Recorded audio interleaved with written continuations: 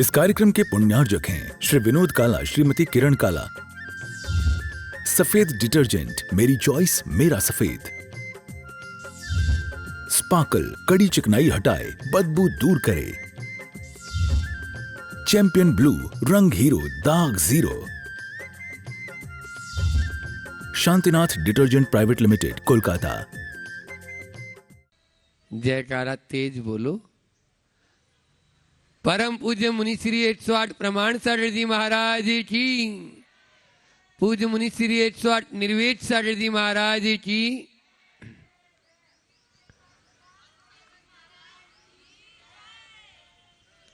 भोपाल के ऐतिहासिक पंथ कल्याण के बाद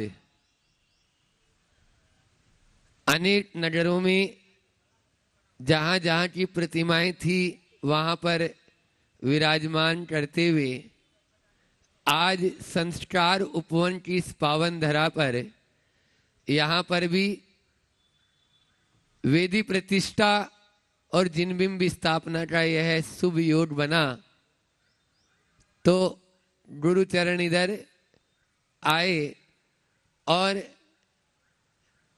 पंडित रतनलाल जी शास्त्री के भावों के अनुसार उन्हीं के दोनों सुपुत्र, उन्होंने यहाँ पर एक विशाल यह जिनमें मंदिर बनाने का जो संकल्प लिया था वह पूर्णता की ओर, और उसमें विशाल भगवान को विराजमान करके आज वह परिवार धन्य हो गया। उस परिवार की हमें अनुमोदना जरूर करना चाहिए। अब अपन सीधे सीधे प्रवचन कर लेते हैं।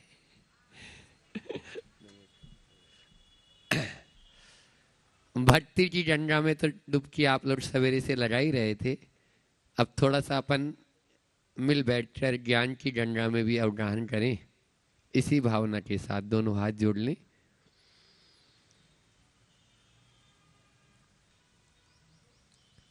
मंगल में मंगल करण वीतराग विज्ञान, नमो ताई जाते भई अरहंतादि महान, जो विद्यादि सागर सुधी, जो विद्यादि सागर सुधी गुरु हैं ही तैसी, शुद्धात्म में निरत नित्य हितोपदेशी, वे पाप जिस्म ऋतु में जल हैं सयाने, पूजूं उन्हें सतत केवल ज्ञान पाने, वंदू उन्हें सतत केवल ज्ञान पाने। बोलिए ऋषभदेव जिनालय के मूल नायक आदिम तीर्थंकर आदिनाथ भगवान की, परम उपकारी संत शिरोमणि आचार्य गुरुवर विद्यासागर जी महामुनि राज की, पूज्य मुनि श्री 108 प्रमाण सागर जी महाराज की, पूज्य मुनि श्री 108 निर्वेद सागर जी महाराज की।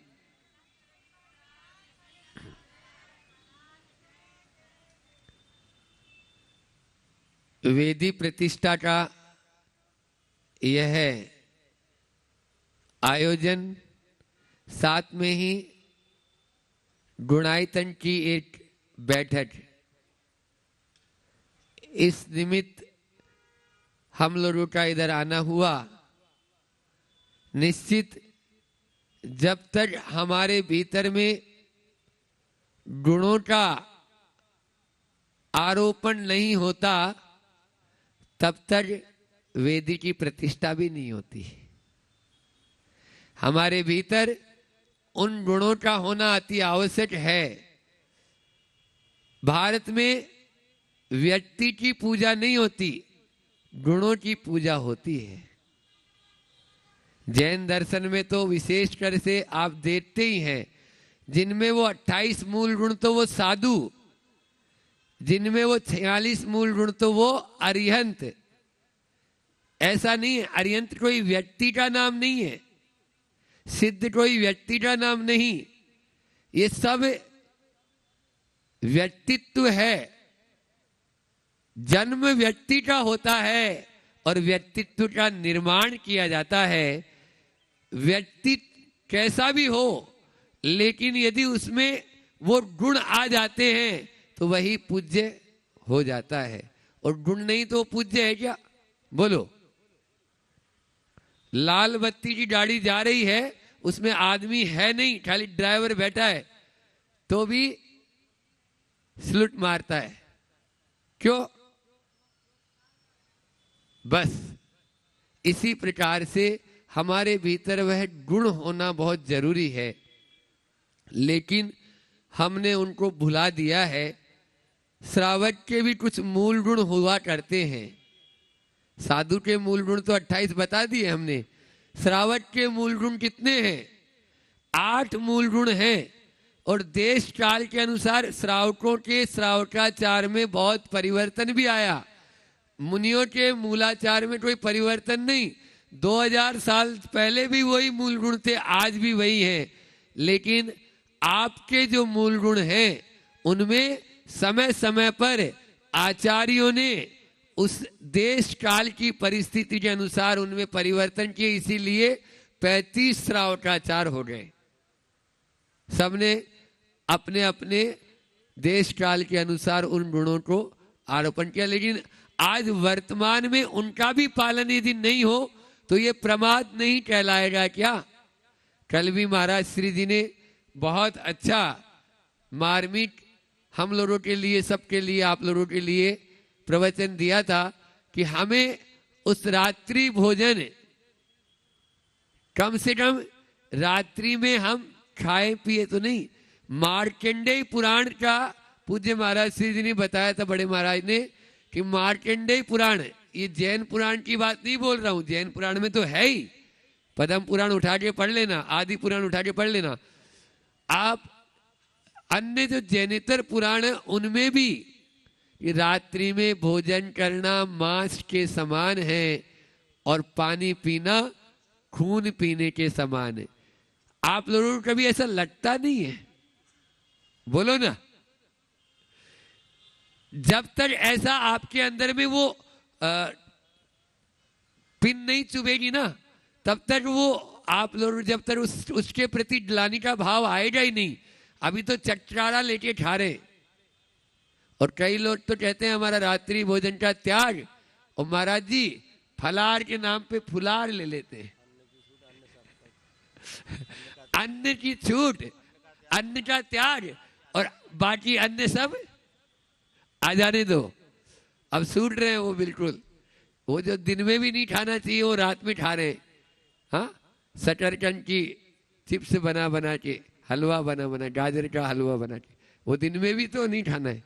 तो हमारा कहना यही है, ये मनुष्य जीवन मिला है, उस मनुष्य जीवन का उपयोग कर लो तो तर जाओगे, और उपभोग करोगे तो मर जाओगे। फिर से बोल रहा हूं, ये जो जीवन मिला है उस जीवन का उपयोग करोगे तो तर जाओगे, और उपभोग करोगे तो मर जाओगे। यह कड़वी तुमड़ी के समान है। जैसे कड़वी तुमड़ी यदि कोई खाता है तो फूड पॉइजन हो जाता है, और वही कड़वी तुमड़ी जो है किसान क्या करता है, उनको सुखा लेता है। सुखाने के बाद 4, 5, 10 इकट्ठी हो गई, और उस पे एक पटिया उनको बांध के उस पे एक पटिया लगाया तो नदिया के इस पार से उस पार पहुंच जाता है। यदि हम इस शरीर का उपयोग उस कड़वी तुमड़ी की तरह करें तो इस पार से उस पार जाने का रास्ता भी यही है, और कोई रास्ता नहीं।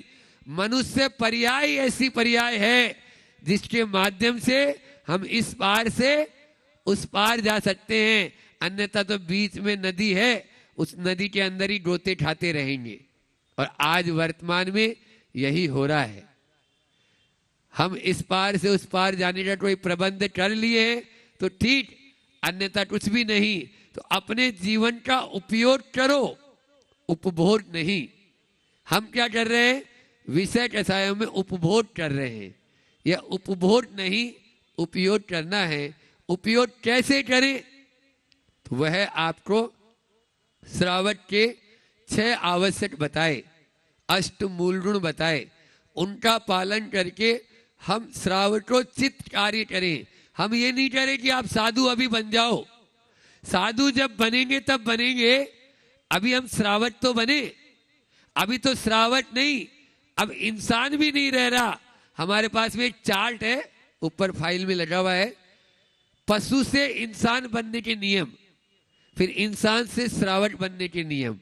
ये नियम का चार्ट बनाया हमने। पहले तो पशु तुल्य जो जीवन है, जब मिल जाए, जितना मिल जाए, जो मिल जाए, उठाया और खा लिया। बोलो, होता है नहीं होता है? जब मिल जाए, जितना मिल जाए, जो मिल जाए, कभी भी। तो कहीं तो रुको, कभी तो रुको। एक पुस्तक का नाम है, कहीं तो रुको, कभी तो रुको। कहाँ रुकना है? आप किसी भी क्षेत्र में ले लो, अध्यात्म को छोड़ दो।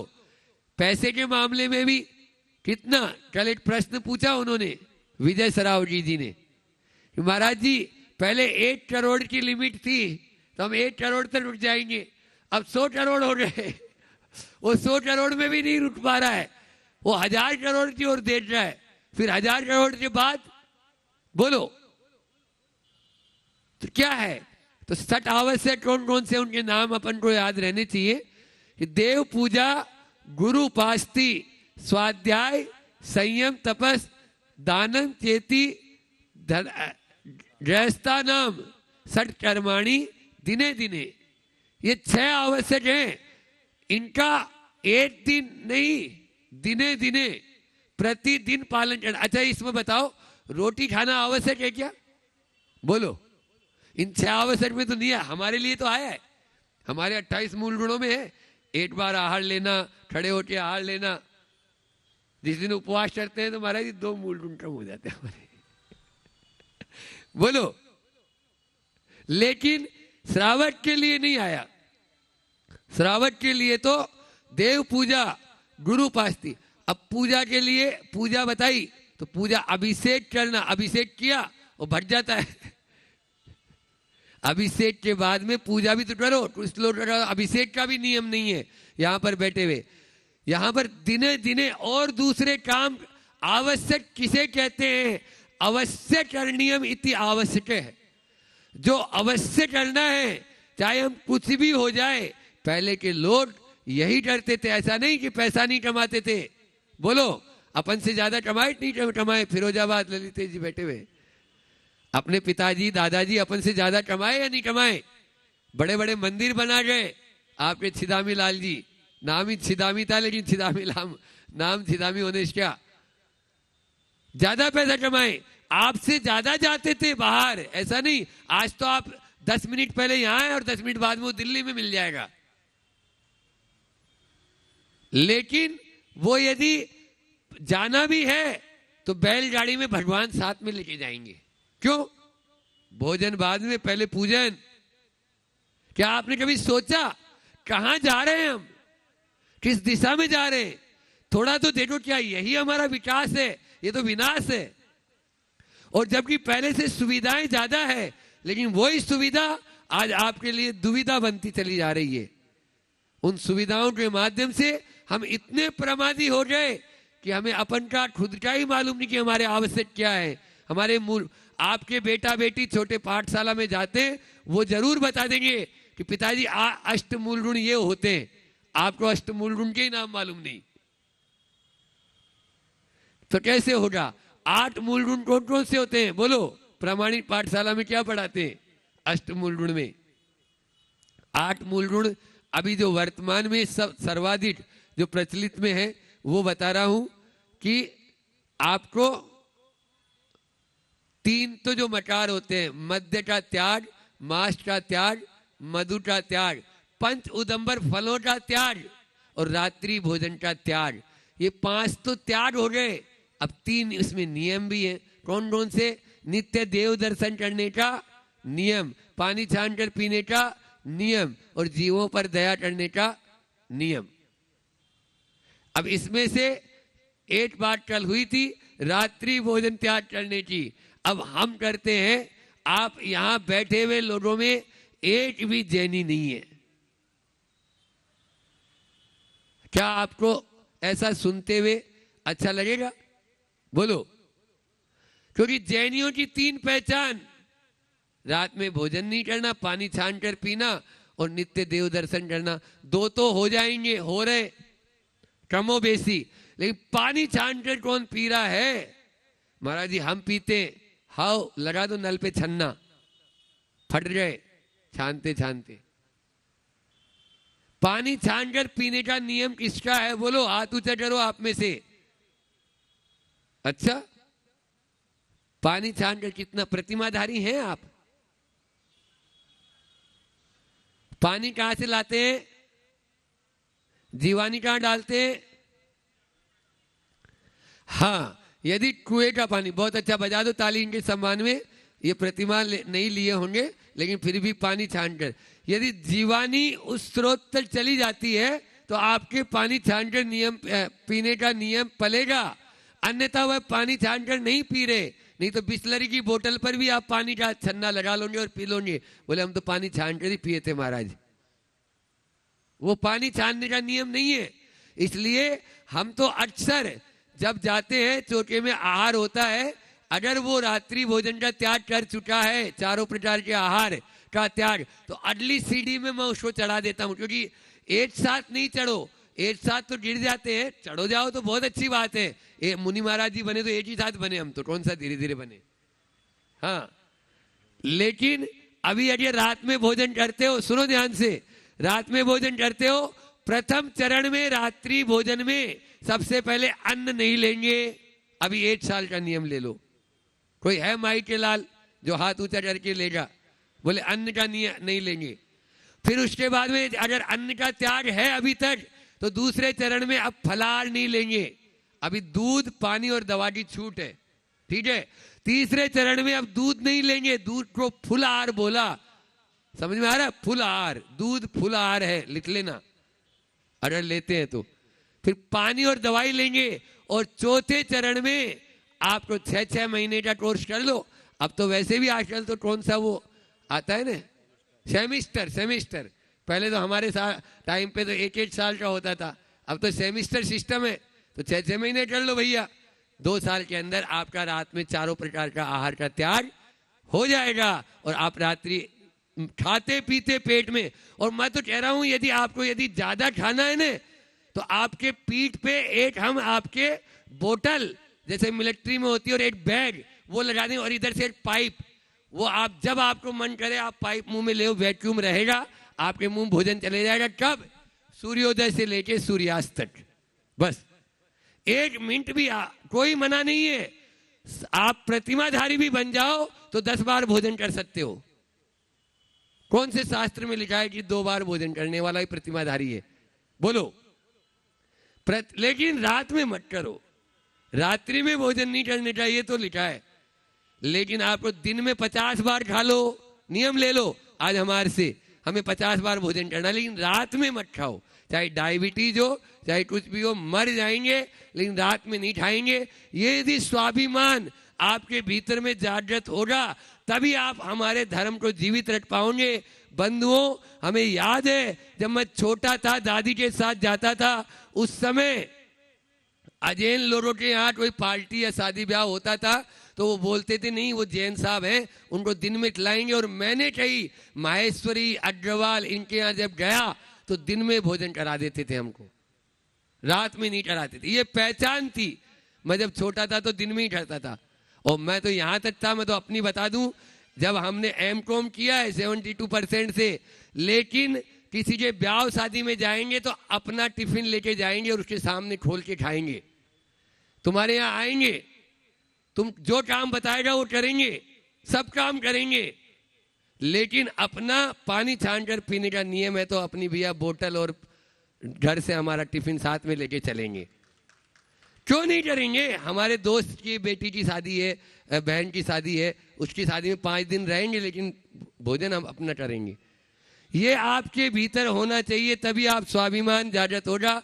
अभी तो आप जाके देख लोगे क्या होता है उस भोजनशाला में। और अब तो एट और है महाराज जी, रेडी टू ईट, बना बनाया आने लगा।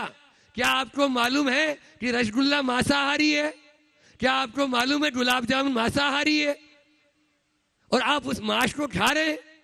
क्या यही आपका जैन धर्म बोलता है? यही क्या आपकी वेदी शुद्धि हो रही है?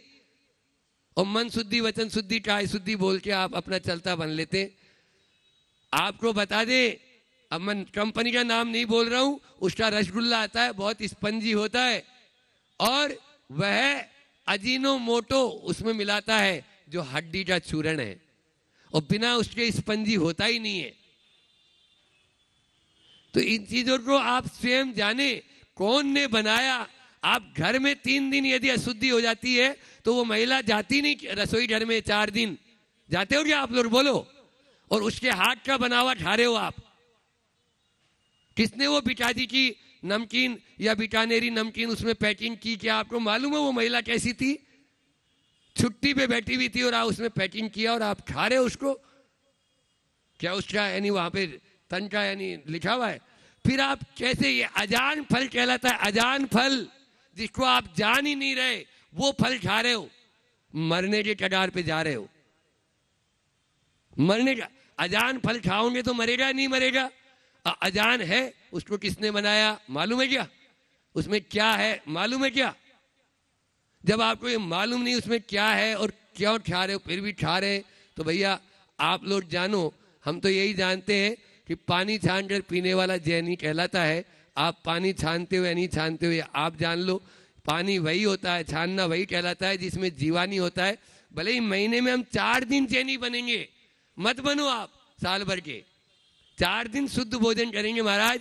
हम 4 दिन पानी छान कर पीने का नियम लेते हैं महीने में। साल में 50 दिन का नियम लेते हैं। इस पर 50 दिन यदि नहीं पले तो हमारे पास आ जाने, वहां पर चोटा लगा लेना, 4 दिन खुद भी शुद्ध भोजन कर लेना और हमारी दुकान चल जाएगी, बढ़िया हो जाएगा।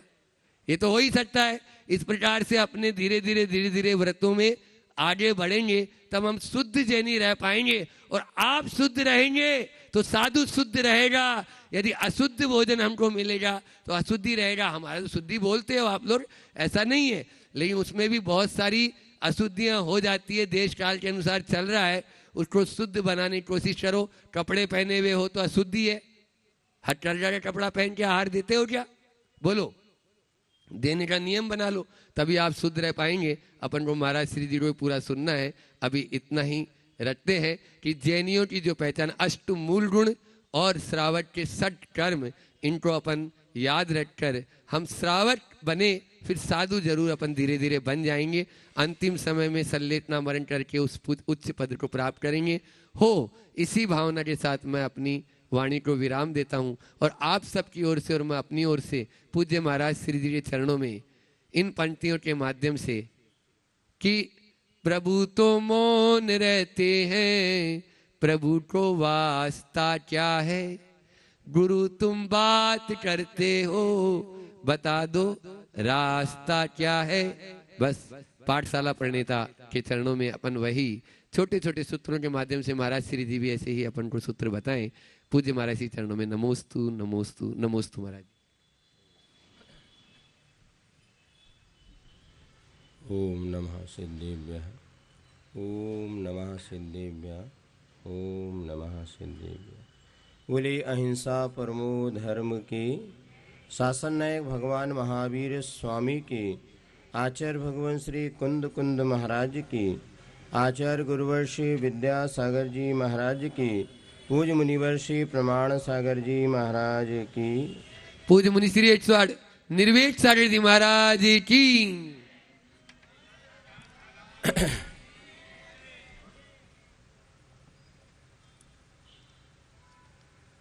जिनके माध्यम से हमारी रक्षा होने वाली थी, आज वही हमारे जीवन के भक्षक बन गए। ज्ञात हुआ तो लगा ऐसे घर में रहने से क्या फायदा जब रक्षक ही भक्षक बन जाए। तो वह घर घर नहीं होता, वह तो हमारे लिए वैराग्य का कारण बन गया। और वह दोनों भाई जो थे घर से निकल पड़े और निकल पड़े कि अब अपने को कुछ ऐसा कार्य करना है कि पुनः इस संसार में भटकना ना पड़े। चलते चलते चलते चलते एक स्थान पर पहुंच गए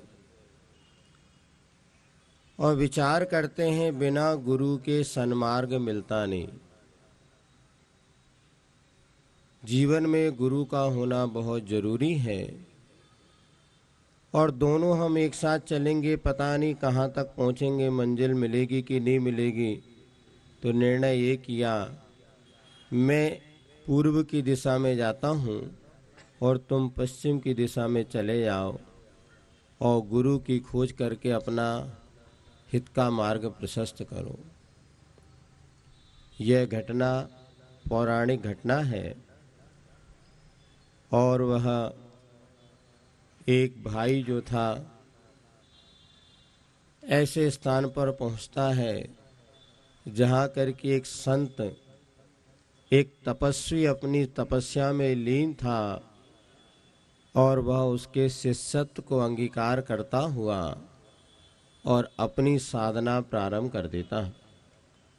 1 वर्ष 2 वर्ष ऐसे करते करते 12 वर्ष व्यतीत हो गए और उसने उस तपस्वी के साथ रहते रहते एक ऐसी विद्या प्राप्त कर ली जिसके बल पर उसे विश्वास था कि मैं सब कुछ प्राप्त कर सकता हूँ।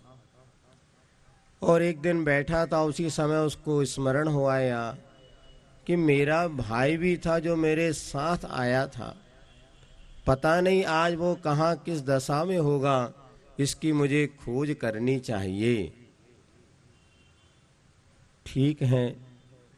और वह अपने चेलों को कहता है, शिष्यों को कहता है, जाओ तुम मेरे भाई का पता करके आओ, आखिर वो कहाँ पर है।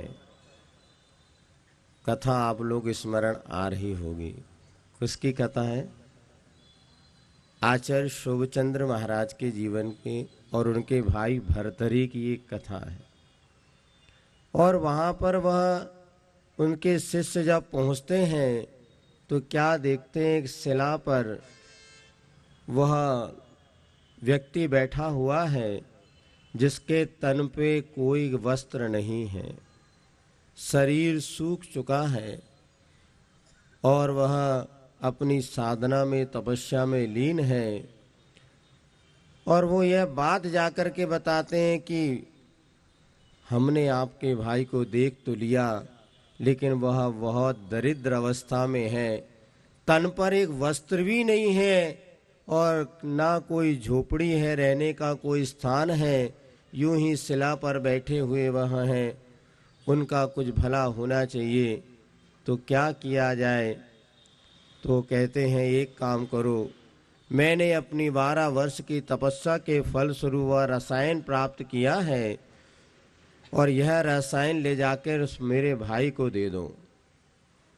और वह ले जाते हैं और जैसे उस कलश में भरा हुआ वह रसायन लेकर कर पहुँचते हैं और कहते हैं, यह आपके भाई ने भेजा है और यह वह रसायन है जिसको लोहे पर अगर छिड़क दिया जाए तो लोहा सोना बन जाएगा और इस पद्धति से आप अपनी गरीबी दूर कर लेना और यह रसायन स्वीकार करो।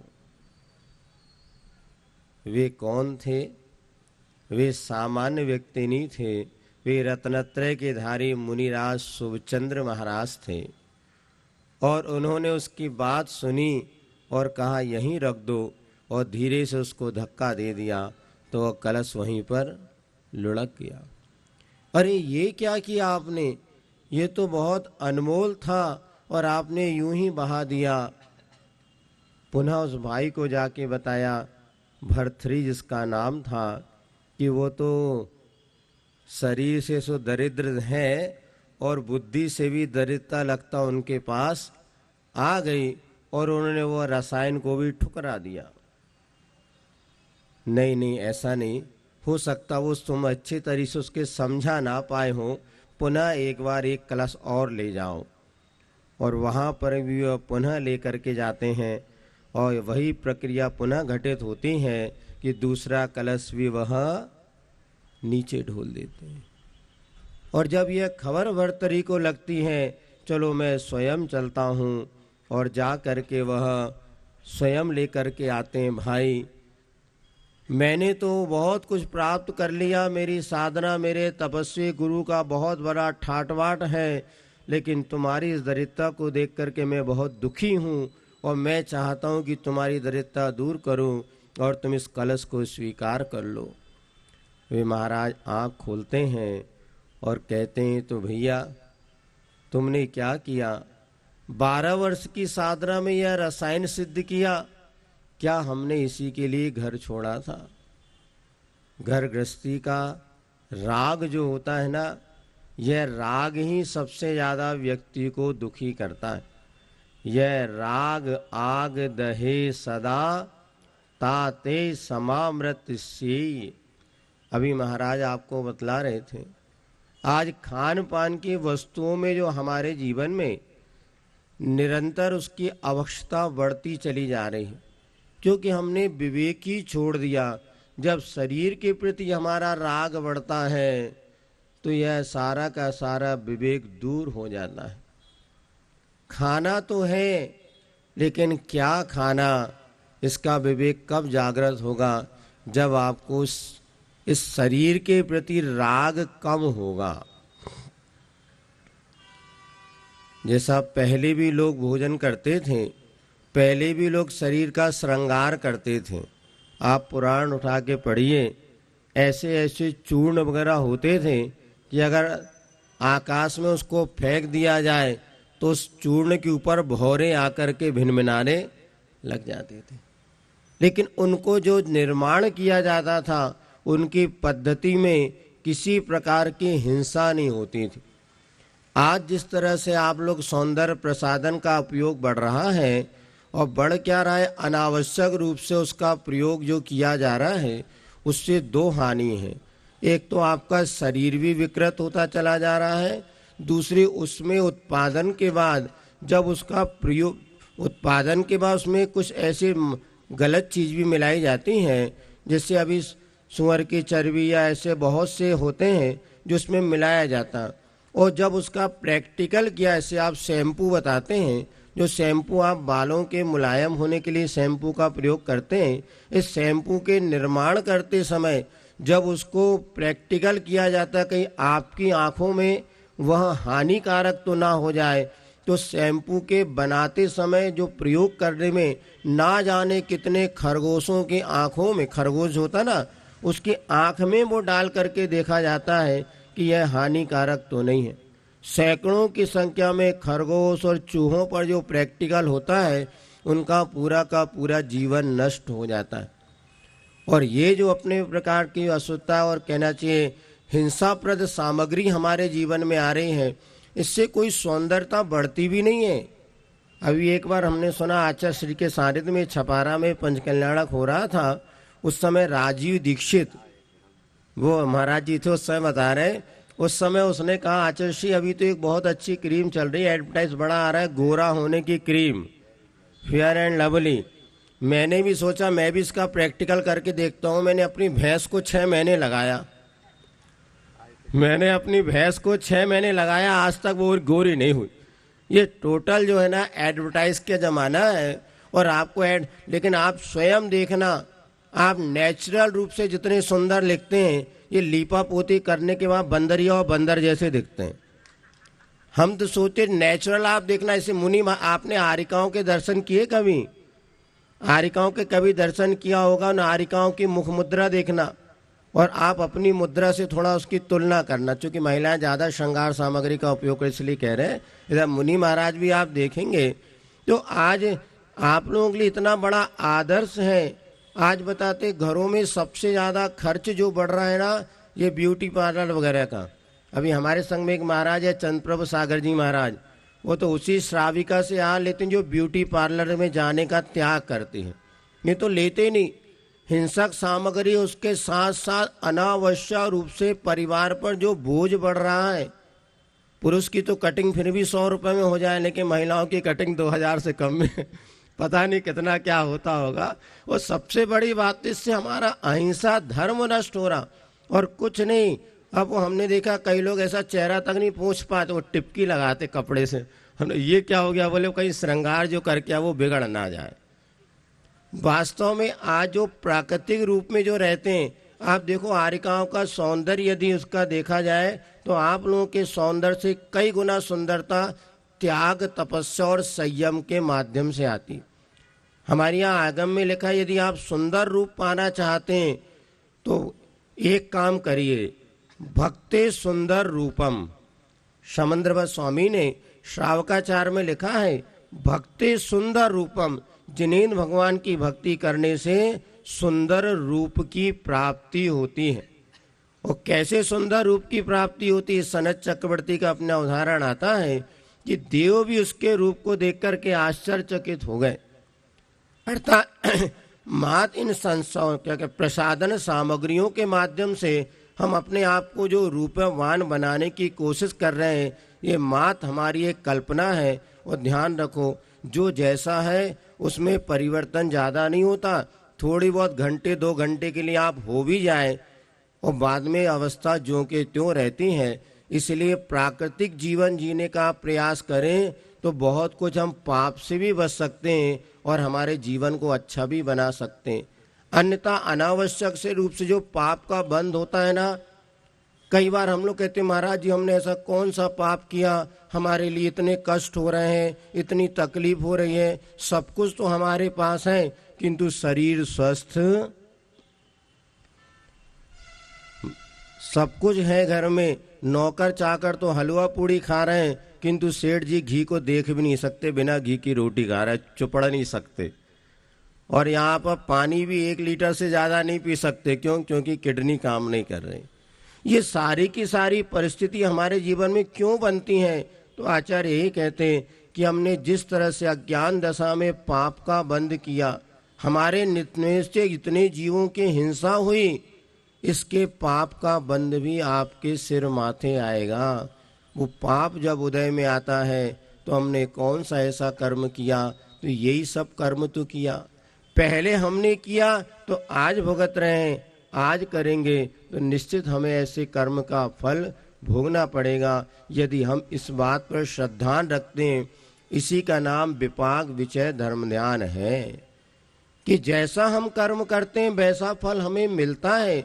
इसलिए आज हमें जिस तरह से हिंसक सामग्री का हम प्रयोग कर रहे हैं खान पीन में, अब जैसा भी महाराज जी ने बताया कि इन सामग्रियों में क्या क्या चीज़ मिलाई जा रही है आपको पता नहीं, हमें तो ध्यान है। पहले समाज में भी अभी भी होगा कि जब शादी विवाह होते थे तो समाज के ही बर्तन होते थे, दूसरों घरों के बर्तन में उपयोग, बर्तन भंडार हमने देखा और हम लोग जाते थे गिन गिन के कितने बर्तन देना, क्योंकि बाहर के बर्तन में भी जैनी भोजन नहीं करता था। क्यों नहीं करता था? क्योंकि जैसे आप किसी शादी में जाते हैं, जिस लॉन या गार्डन में जाते हैं, ये लॉन तो यहाँ तो बाकी कई जगह ऐसा होता है, 20 नॉन वेज का कोई अंतर नहीं होता। अभी हमें एक व्यक्ति ने बताया था, वो जैन थे और चंद्रसेन कवि के बड़े भाई नरेंद्र जी जो थे, बोले एक बार मैं शादी में भोजन करने के लिए गया तो वहाँ पर जो कर्मचारी था वो मुझे देख कर के कहा, जैन साहब आप? बोले हाँ क्यों भाई? बोले शादी थी, निमंत्रण हुआ। तो बोले सर यहीं पर 2 दिन पहले एक मुस्लिम मांसाहारी परिवार की शादी थी और जिस पात्र में आज आपको गुलाब जामुन रख के दिया जा रहा है, कल ही इसी पात्र में मांस का बना हुआ पुलाव इसी पात्र में रखा था और वो आपके उनके लिए परोसा गया था। तो बोले उस व्यक्ति ने बताया तो मुझे तुरंत इतनी गिलानी हुई और मैं वापस भोजन नहीं किया और वापस लौट करके आ गया। उसी दिन से मैंने संकल्प कर लिया कि मुझे कभी भी ऐसे लॉन आदि में जाके भोजन नहीं करना। आचार्य कहते हैं जिस बर्तन में मांस पकाया गया हो वो बर्तन कभी भी शुद्ध नहीं होता। एक बार का प्रसंग है, आचार्य श्री के साथ हम लोग गिरनार जी की यात्रा पर जा रहे थे, 96 की बात है।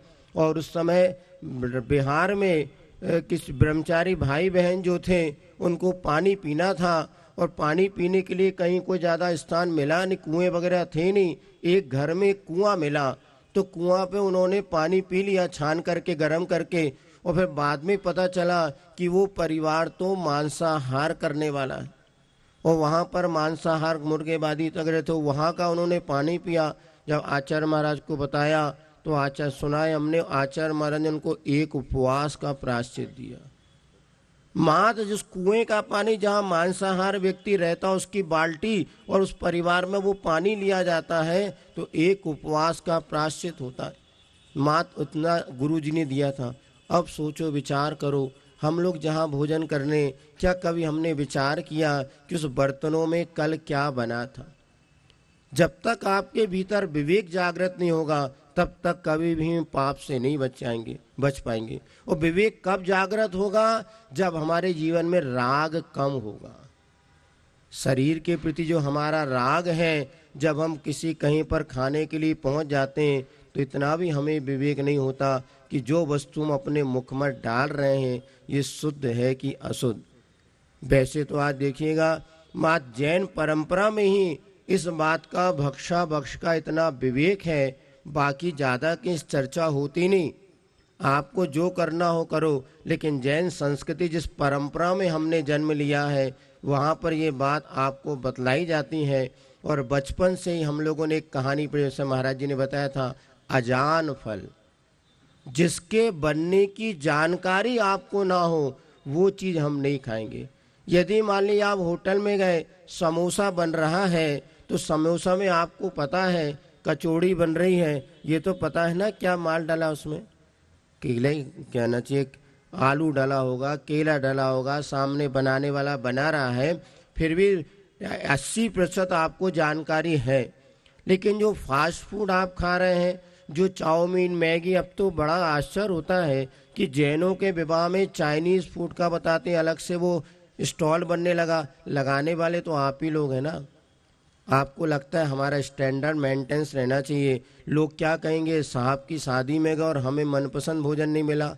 नहीं, आपको ध्यान होगा, जब मिश्री लाल जी गंगवाल जो मध्य भारत के मुख्यमंत्री थे, एक समय था जब पंडित जवाहरलाल जी या उस समय उनके जो होंगे, कोई विदेश से यहाँ पे यात्री आने वाले थे, कोई प्रमुख अधिकारी, तो कहा गया कि आपको इनके भोजन की व्यवस्था करना हो। शुद्ध मांसाहारी थे।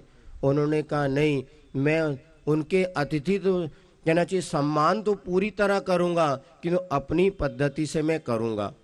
और उन्होंने उनके लिए पूरा शाकाहारी भोजन बनवाया और बहुत अच्छे से उन्होंने उस भोजन को स्वीकार किया। अभी भी कोई नरेंद्र मोदी जी के साथ कोई एक मीटिंग उन्होंने गोलगप्पे खाए, बताए थे कहाँ के।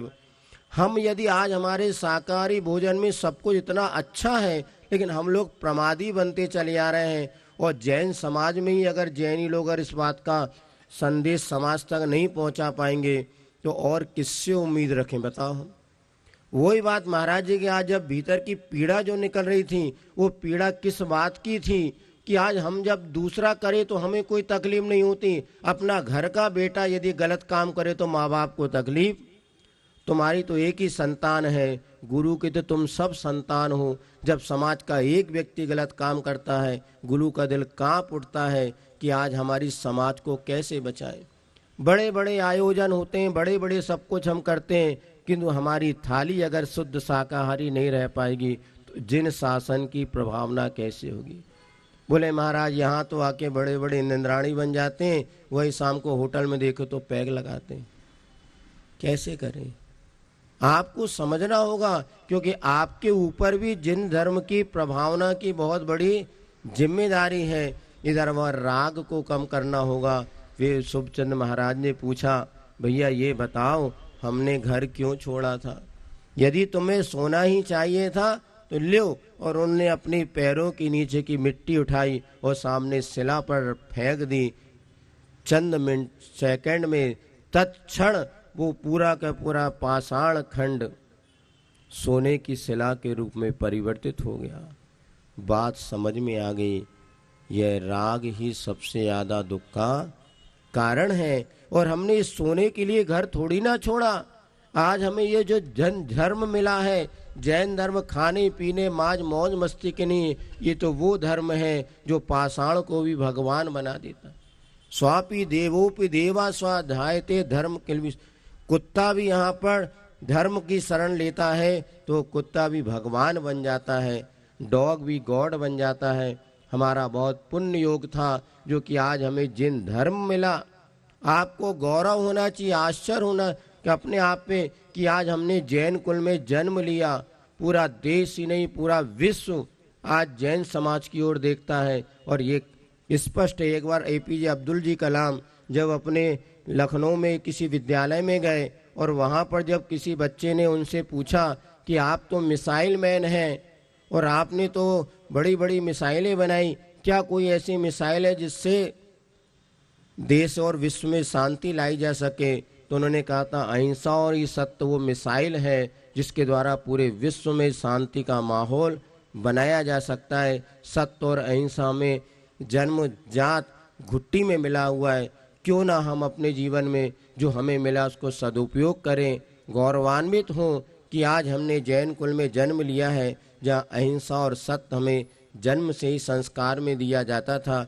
बस हमें इसको बचा के रखने की बहुत ज़रूरत है। हमने आने वाली पीढ़ी को सब कुछ संपदा दे दी, लेकिन इस कार्यक्रम के पुण्यार्जक हैं श्री विनोद काला, श्रीमती किरण काला। सफेद डिटर्जेंट, मेरी चॉइस मेरा सफेद। स्पार्कल, कड़ी चिकनाई हटाए, बदबू दूर करे। चैंपियन ब्लू, रंग हीरो, दाग zero. Shantinath detergent private limited, Kolkata.